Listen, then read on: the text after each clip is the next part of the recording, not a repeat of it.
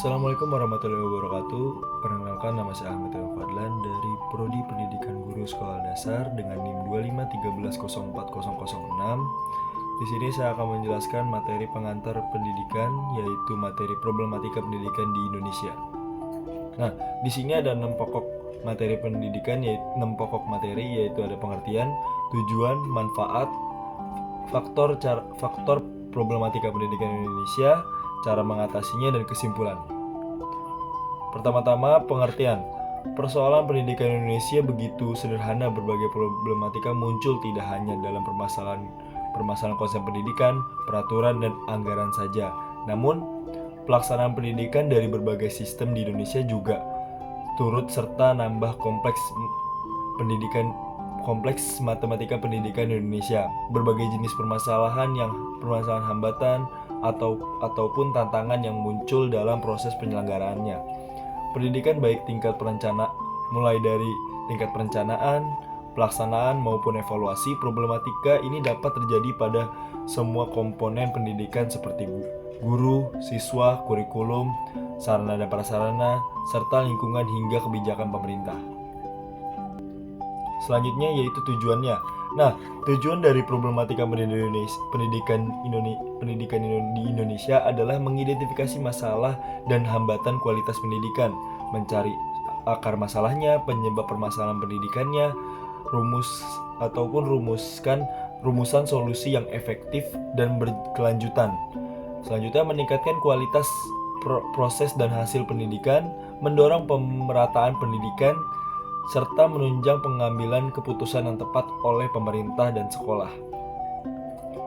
Selanjutnya, adapun manfaatnya, yaitu manfaatnya adalah meningkatkan kualitas mutu pendidikan di Indonesia, yaitu membantu guru dan sekolah memperbaiki metode pembelajaran, menumbuhkan kesadaran masyarakat dan pentingnya peran mereka dalam pendidikan, membangun sistem pendidikan yang lebih adaptif dan inovatif, dan mencegah munculnya masalah yang lebih besar di kedepannya. Nah, di sini ada faktor problematika di pendidikan di Indonesia, yaitu kompetensi guru yang belum merata dan sarana prasarana yang kurang memadai, serta kesenjangan akses pendidikan. Selanjutnya meliputi kurikulum yang sering berubah-ubah, rendahnya motivasi dan budaya literasi, hingga perilaku bullying dan kekerasan di sekolah. Kesenjangan kualitas pendidikan antar daerah dan biaya pendidikan yang masih menjadi beban masyarakat tertentu. Adapun faktor lain seperti perkembangan iptek, yaitu perkembangan iptek yang lebih cepat menuntut sistem pendidikan untuk beradaptasi. Selanjutnya, pertumbuhan penduduk, yaitu kesenjangan antara jumlah siswa dan kesediaan guru di Indonesia. Nah, cara mengatasinya kayak gimana? Cara mengatasinya adalah itu meningkatkan kualitas dan profesional guru seperti pelatihan berkelanjutan untuk guru penggerak ataupun PPG dan P3K untuk meningkatkan kompetensi profesional dan akademik guru, serta pemerataan sarana dan prasarana sekolah yang ada di Indonesia. Yaitu menerapkan kebijakan pemerataan seperti sistem zonasi untuk mengurangi kesenjangan, memperbaiki kurikulum yang relevan dan adaptif untuk menekankan pada pengembangan serta keterampilan abad 21, yaitu menguatkan budaya literasi dan nomersial hingga menciptakan sekolah ramah anak bebas bullying.